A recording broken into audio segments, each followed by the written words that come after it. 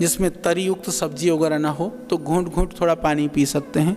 या जैसे बहुत गर्मी है, गर्मी में बहुत प्यास लगती है तो बीच बीच में थोड़ा पानी पी सकते हैं। नहीं तो भोजन के समय पर हमको पानी नहीं पीना चाहिए। और भोजन के आधा घंटे के बाद में गर्मी हो तो, सर्दी हो तो और भी पौने घंटा, लगभग आधे घंटे में, क्योंकि जब भोजन और जल इकट्ठा हो जाता है वो पाचन होने में परेशानी पैदा करता है। क्योंकि जल तो पहला चला जाएगा आंतों में, जहाँ जहाँ छिद्र होगा पानी निकल जाएगा, आहार धीरे धीरे पचेगा। तो भोजन को पचने में जैसे आप समझिए कि जो अग्नि है, अग्नि में पानी डाल दें तो उसमें कोई चीज़ आप रखोगे तो पकेगा नहीं। इसको बिल्कुल सिंपल भाषा में आप समझिए। बहुत सामान्य सी बात है कि जैसे हमने कोई बर्तन रसोई में पकाने के लिए हमने ऊपर रख दिया, कोई पदार्थ हमने डाला पकने के लिए और उस आग में हमने पानी डाल दिया तो पकेगा नहीं हुआ।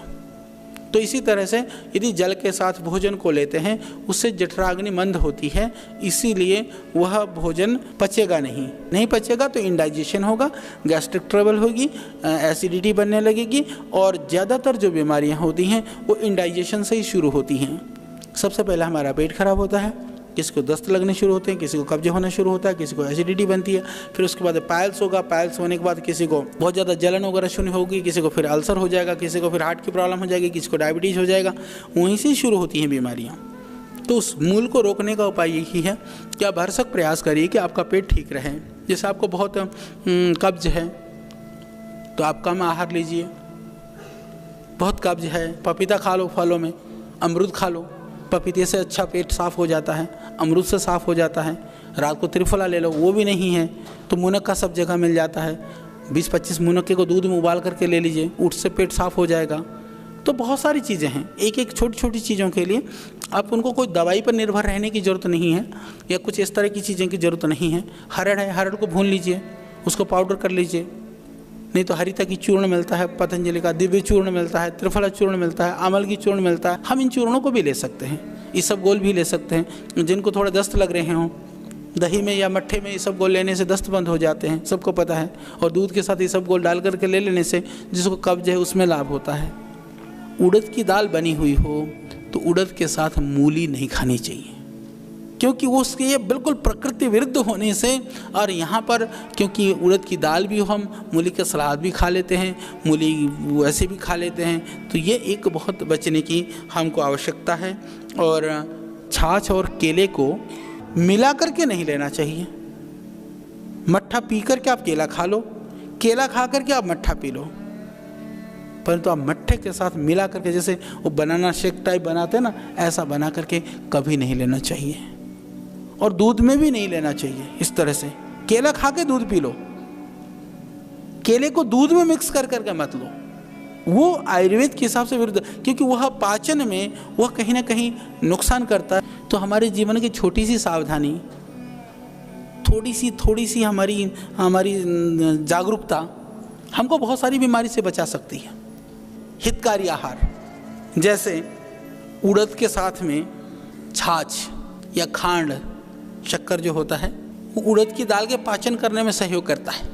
उड़द की दाल है, भोजन है, बना हुआ है, आप छाछ पी लीजिए, वो तुरंत उड़द की दाल का, क्योंकि उड़द गरिष्ठ होता है, अपने आप में पचने में भारी होता है, तो आप देखेंगे उड़द की दाल की भोजन हो, आप छाछ पी लीजिए, उड़द का तुरंत हजम हो जाएगा।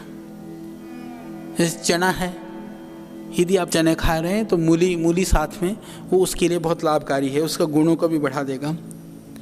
मूंग है, मूंग की दाल के साथ आंवला, और मैंने देखा मूंग की दाल में आप थोड़े से आंवला डाल दीजिए तो वैसे भी बहुत स्वादिष्ट बनता है।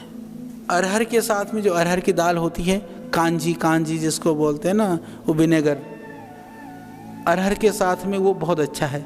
जैसे मक्का है, मक्की के साथ अजवाइन, जैसे वो हितकारी है। मक्का जैसे मक्के की रोटी वगैरह भी खाते हैं तो जितने भी, और खिचड़ी के लिए लाभकारी माना गया है सेंधा नमक, इसलिए जब भी खिचड़ी बना लें नॉर्मल नमक की जगह सेंधा नमक डाल दीजिए। और घी के साथ यदि जैसे भोजन में घी डाला हुआ हो, ज़्यादा घी हो, उसके लिए, उसको गुणों को बढ़ाने के लिए या घी का कोई थोड़ा स्थूलता कम करने के लिए नींबू उसके लिए लाभकारी है। घी के साथ नींबू का रस, और आम के साथ सबको पता है, पर मैं बता देता हूँ, दूध बहुत लाभकारी है। पका हुआ जो आम होता है ना, तो आम रस में दूध मिला करके या आम खा करके दूध पीने से उसकी गुणों की खूब वृद्धि होती है। और केले के साथ जो लाभकारी संयोग माना गया है आयुर्वेद में, वह घी है।